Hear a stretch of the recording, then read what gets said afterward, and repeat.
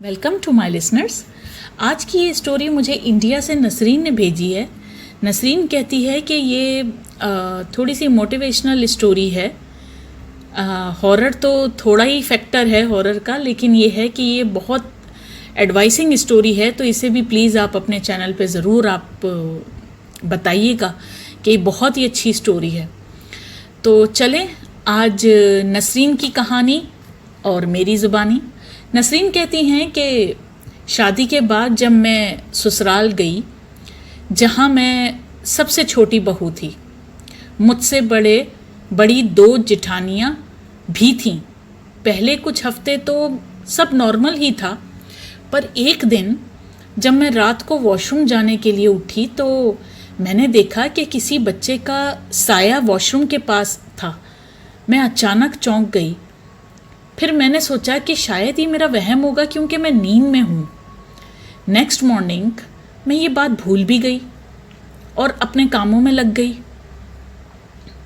उस दिन मैंने पहली बार मीठा बनाया था, जो कि एक रस्म होती है। मेरी आदत है कि मैं किचन में बालों को बांध कर जाती हूँ और हाथ अपने अच्छे से धो कर जाती हूँ, जैसे कि सब औरतें करती हैं। इसमें मैं कोई लापरवाही नहीं करती हूँ। मैंने खीर बनाई। मेरे सास ससुर और मेरे हस्बैंड और मेरी जेठानियाँ और मेरे जेठ सब बैठे हुए थे। खाने के बाद मैंने सबको खीर सर्व की, पर पता नहीं कैसे सबके खीर की हर प्लेट में बाल आ गए थे, जो बहुत चौंकाने देने वाली बात थी। जैसा कि मैंने आपको बताया कि मैं नई नवेली दुल्हन थी, इसलिए मुझे किसी ने कुछ कहा तो नहीं, मगर किसी की खीर में बाल, कभी एक आध बाल हो तो एक अलग बात है, समझ में आता है। हर एक की प्लेट में बाल, हर एक की प्लेट में एक नहीं बहुत सारे बाल, और मेरे हस्बैंड की प्लेट में तो बालों का गुच्छा था। उस वक्त तो किसी ने मुझे ज़्यादा कुछ कहा नहीं। मुझे तो बहुत शर्म आ गई थी, क्योंकि मैं अपने ससुराल के पहले काम के अंदर ही फेल हो गई थी। मुझे बहुत शर्म आ रही थी। कुछ दिन तो किसी ने कुछ नहीं कहा और किसी ने मुझसे कोई काम भी नहीं करवाया, मगर ये कब तक चलता। आखिरकार मुझे भी तो काम स्टार्ट करना पड़ा। मगर मैं अभी किचन के काम नहीं कर रही थी, मैं सिर्फ क्लीनिंग का ही काम कर रही थी। कुछ दिन हस्बैंड का भी मुझसे मूड ख़राब रहा, मगर मेरे अच्छे इखलाक की वजह से जल्द ही वो ठीक भी हो गए। और फिर एक दिन मैं फ्लोर क्लीन कर रही थी तो वाटर पाइप से अचानक पानी की जगह पर खून आने लग गया। मेरी तो जान ही निकल गई। मैंने एकदम से चीख मारी तो सब घर वाले आ गए और पूछा कि क्या हुआ है। मैंने कहा कि अभी इस पाइप से खून आ रहा था। किसी ने यकीन नहीं किया। कोई यकीन करता भी कैसे? अगर मैं खुद अपनी आंखों से ना देखती तो मैं भी बिलीव नहीं करती। बात आई गई हो गई। अभी इस वाक़े को 2 दिन भी नहीं हुए थे कि एक दिन दोपहर में काम ख़त्म करके मैं शावर लेने गई तो मैंने देखा कि मेरे नए कपड़े जगह जगह से फटे हुए हैं। मुझे अजीब तो लगा, क्योंकि मेरी तो शादी को अभी 2 महीने भी नहीं हुए थे और मेरे पास हर दुल्हन की तरह मेरे पास नए नए कपड़े थे जो मैंने अभी तक पहने भी नहीं थे। मैं क्या ही कर सकती थी। मैंने वापस उतरे हुए कपड़े, जो गंदे कपड़े जो उतरे हुए थे, वही वापस पहनकर मैं वॉशरूम से बाहर आ गई। मुझे यकीन नहीं आ रहा था कि ऐसा कैसे हो सकता था।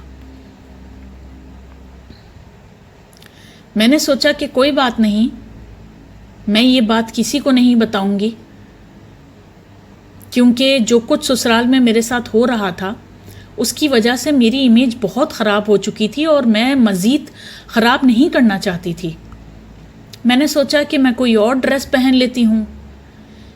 मैंने जैसे ही दूसरा ड्रेस अपने कबर्ड से निकाला तो वो भी सेम कंडीशन में था, वो भी जगह जगह से फटा हुआ था। मैंने जितने ड्रेस निकालती रही सब जगह जगह से फटे हुए और जले हुए थे। अब तो ये बात सास को बतानी बहुत ज़रूरी थी, क्योंकि मेरे पास तो कोई और ड्रेस सही हालत में था ही नहीं। मैंने अपनी सास को अपने रूम में बुलाया और उनको सब कुछ दिखा दिया। जो कपड़े मुझे ससुराल से मिले थे और जो कपड़े मुझे मैके से मिले थे, सब खराब हो चुके थे। मेरी सास को बहुत हैरत हुई कि ये सब कैसे हो सकता है, ये सब कपड़े कैसे इस तरह हो सकता है कि ये कपड़े ख़राब हो जाएं। कुछ दिन अपनी सास के कपड़े पहनकर मैंने गुजारा किया जब तक मेरा सूट सिल के नहीं आ गए। मेरे हस्बैंड को भी बहुत अजीब लगा, मगर वो ज़्यादातर अपनी ग्रोसरी शॉप में ही बिज़ी रहते थे। जैसे तैसे 3 महीने गुज़रे और खुदा ने खुशखबरी भी दे दी, क्योंकि मेरे ससुराल में मेरा बच्चा ही पहला बच्चा था। तो मेरे सास ससुर भी बहुत खुश थे। मेरी 2 जेठानियाँ थीं, मगर उन दोनों की कोई औलाद नहीं थी। और ये सिर्फ 3 भाई थे और कोई बहन भी नहीं थी। मेरे हस्बैंड और मेरे सास ससुर की तो खुशी का कोई ठिकाना ही नहीं था। मेरी हर नादानी सब भूल चुके थे, वो इतने खुश थे। मेरे ससुराल में तो ये पहली खुशी थी, मगर मेरी जेठानियाँ ज़्यादा बात नहीं करती थीं।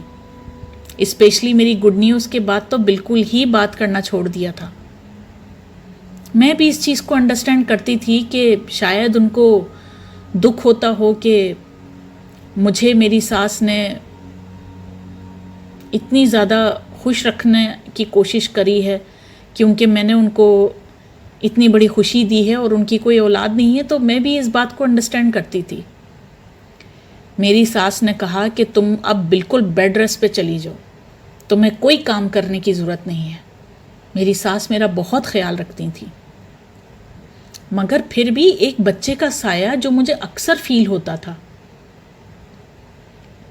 पर मैं किसी को बोलती नहीं थी, क्योंकि मैं नहीं चाहती थी कि मेरी तरफ से अब कोई भी ऐसी वैसी बात हो जिससे मेरी वजह से किसी को कोई परेशानी हो।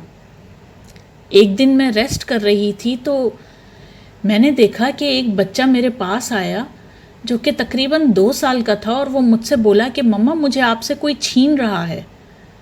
ये कैसी बात थी कि जिससे मैं बहुत ज़्यादा डर गई। मैंने अपने सास को बुलाया और उसको सब कुछ बता दिया। तो मेरी सास ने कहा कि तुम घबराओ नहीं, इस हालत में उल्टे सीधे वहम आते हैं, ये एक नॉर्मल बात है। मैंने कहा कि ये वहम नहीं है और ना मैं सो रही थी, मैं जाग रही थी। कोई बच्चा अभी अभी आया है, मैं आपको कैसे बताऊं, वो तकरीबन 2 साल का बच्चा है। जो कुछ मेरे साथ हो रहा है मुझे समझ में नहीं आ रहा। मेरे बच्चे को कोई कुछ कर ना दे, मेरे बच्चे को कुछ हो ना जाए। और ये बात करके मैं रोने लग गई। मैं बहुत टेंशन में आ गई थी। तो मेरी सास जो हैं वो मुझे तसल्ली दे रही थी। मैंने अपनी सास को बोला, प्लीज़ एक बार आप मुझ पे भरोसा करो, मुझे अजीब अजीब साए भी दिखते हैं। पर मेरी सास को अब थोड़ा सा गुस्सा आ गया और वो बोली कि मैं तुम्हारा इतना ख्याल रख रही हूँ और तुम अजीब अजीब बातें कर रही हो। ये तुम्हें क्या हो गया है? पता नहीं तुम्हारे माँ बाप ने हमसे झूठ बोला था कि तुम ठीक हो। तुम्हें तो दौरे पड़ते हैं, कभी तुम कुछ कहती हो, कभी तुम कुछ कहती हो, कभी तुम बोलती हो नलके में से खून आ रहा है, कभी तुम बोलती हो कि साए दिख रहे हैं। अब तुम्हें बच्चा दिखने लग गया। तुम ऐसा करो कि तुम बस अभी कुछ दिन में मैं तुम्हें खुद तुम्हारे घर में छोड़ के आऊँगी। तुम अपने माँ बाप के पास जाओ और वहाँ पर जाकर तुम थोड़ा सा रेस्ट करो तो तुम फ्रेश हो जाओगी। मैंने कहा कि ठीक है, हो सकता है कि मैं फ्रेश हो जाऊँ। मैंने ऐसा ही किया। जिस दिन मैंने जाना था उस दिन मैं पैकिंग कर रही थी। और पैकिंग करने करने के बाद मुझे एकदम पानी पीने की तलब हुई और मैं उठी और मैंने जाकर पानी पी लिया। जैसे ही मैं पानी पी रही थी और मैंने ग्लास रखा तो मैंने देखा कि एक साया मेरे करीब आ रहा है। मैंने डर कर अपने मुंह पर हाथ रख लिया कि कहीं मेरी चीख की आवाज़ से यहाँ किसी को कुछ पता ना चल जाए कि मैं फिर से डर रही हूँ, तो वो मुझे कहीं डांट ना दें। मगर मैं भी एक इंसान हूँ, कहाँ तक हौसला रख सकती थी। मुझे बहुत डर लग रहा था। वो साया मुझे छू कर गुजर गया और जैसे ही मैंने पीछे मुड़कर देखा तो उसी वक्त उसी साये ने मुझे धक्का दे दिया। और फिर वही हुआ जिसका डर था। I had a miscarriage. जिन खुशियों की उम्मीद थी सब खत्म हो गई। और मेरे ससुराल वाले भी बहुत दुखी थे। जब मैंने सब कुछ अपने हस्बैंड को बताया तो उन्होंने कहा कि हम बचपन से इस घर में रह रहे हैं, हमने तो इस घर में ऐसी वैसी कोई चीज़ नहीं देखी। अगर तुम जो बोल रही हो वो मैं अगर मान भी लूँ तुम्हारी वो बात, तो मैं सिर्फ इतना ही कहूँगा कि जो कुछ तुम्हें चीज़ें दिख रही हैं वो तुम अपने साथ लेकर आई हो। मेरी तो वो हालत थी कि मैं किसी को कुछ बता भी नहीं सकती थी। मैंने उनसे कहा कि मेरा वहम नहीं है, प्लीज़ मेरे ऊपर भरोसा करो, प्लीज़ एक बार तो मुझ पे भरोसा करो। मैंने जिस अंदाज में अपने हस्बैंड को बोला था वो एक बार सोच कर बोले कि चलो ठीक है, तुम चुपचाप सो जाओ, मैं कुछ करता हूँ। मैंने ख्वाब में देखा कि वही साया है जो ज़ोर ज़ोर से हंस रहा है। मैं डर कर उठ गई। मैंने अपने हस्बैंड को बोला कि प्लीज़ आप कल ही जाओ और किसी पीर फ़कीर से बात करो, मेरी बात पे बिलीव करो। और मेरे हस्बैंड ने ऐसा ही किया। मेरे हस्बैंड ने पता लगाया कि जो मस्जिद के इमाम साहब हैं उनके पास ऐसी बहुत सारी रूहानी ताकत है और वो फ़ी सबीलिल्लाह सबकी मदद करते हैं। मैं उनके पास गया और उन्होंने बोला कि तुम अपनी वाइफ को यहाँ लेकर आओ। और हम उनके पास गए। उन्होंने मेरे माथे के ऊपर अपना अंगूठा रखा और बहुत पढ़ाई करी। इतनी पढ़ाई करी कि कम से कम कोई 30 से 40 मिनट्स हो गए होंगे पढ़ाई करते करते। और पढ़ाई करने के बाद उन्होंने बोला कि कल दोबारा से इसी वक्त दोबारा से आ जाना। जब हम गए तो उन्होंने बताया कि किसी ने काला जादू किया है, इसलिए मिसकैरेज भी हुआ। और जो साया ये देखती है काले जादू का जिन है, वो उसी ने धक्का दिया है तुम्हारी बीवी को। आज तक जो भी तुम्हारी बीवी ने तुम लोगों को बताया है वो सब कुछ सच है। हमने पूछा कि वो कौन है जिसने हमें बर्बाद कर दिया। उन्होंने कहा कि बेटा ये हम बता नहीं सकते। हमने भी अंडरस्टैंड किया कि हम कुछ भी कह लें। जब इन्होंने कहा है कि ये नहीं बता सकते तो हम कुछ भी कह लें, ये नहीं बताएंगे। पर कुछ भी हो, हमें पता तो चल ही गया था कि हमारे लिए इतना ही जानना काफ़ी था कि जो कुछ हमारे साथ हुआ है वो काले जादू की वजह से हुआ है। जब मेरे हस्बैंड ने घर आकर सारी बात मेरे सास ससुर को बता दी तो मुझे मेरे सास ससुर का यकीन भी मिला। मेरे लिए तो इतना ही काफ़ी था कि मेरे सास ससुर मुझ पे अब बिलीव करना शुरू हो गए हैं। मेरी सास ने बोला कि कौन करवा रहा है, इसका तो मैं पता लगा कर रहूँगी।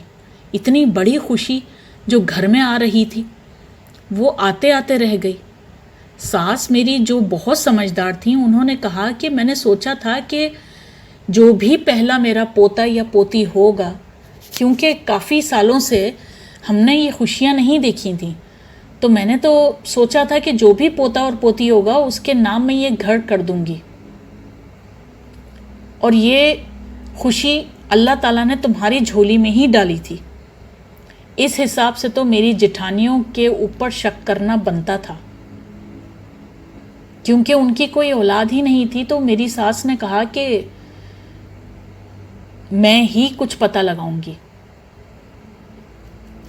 मेरी सास ने अपनी दोनों बड़ी बहुओं को बुलाया और उनको कहा कि ऐसे ऐसे मुझे पता चल चुका है, इमाम साहब ने मुझे सारी बात बता दी है कि कालिया जादू किसने करवाया था। तो शराफत से तुम लोग खुद बता दो, वरना मैं तुम लोगों को आग कर दूंगी और इस घर से निकाल दूंगी। मेरी जेठानियां एक दूसरे को अजीब अजीब नज़रों से देख रही थीं और चुपचाप वो उठकर चली गई। शाम को जब मेरे जेठ घर पे आए तो उन्होंने वो सारी बातें अपने हस्बैंड को बता दी और मेरे हस्बैंड नीचे आए और मेरी सास के पास बैठे और बोले कि अम्मी हमें माफ़ कर दें, ये गलती, ये गुनाह हमसे हुआ है, हम दोनों बेटों से हुआ है। हमारी बीवियों को तो पता भी नहीं है इस बारे में, हमारी बीवियों का तो कोई लेना देना नहीं है इन सब मसलों में, क्योंकि आपने बोला था, आपको तो इमाम साहब ने तो सब कुछ बता ही दिया है हमारे बारे में। आपने बोला था कि मैं ये घर अपने किसी पोते या पोती के नाम कर दूंगी, जो भी पहला होगा। हमारी कोई औलादें नहीं थी, इस लालच में हमने ये गलत कदम उठाया।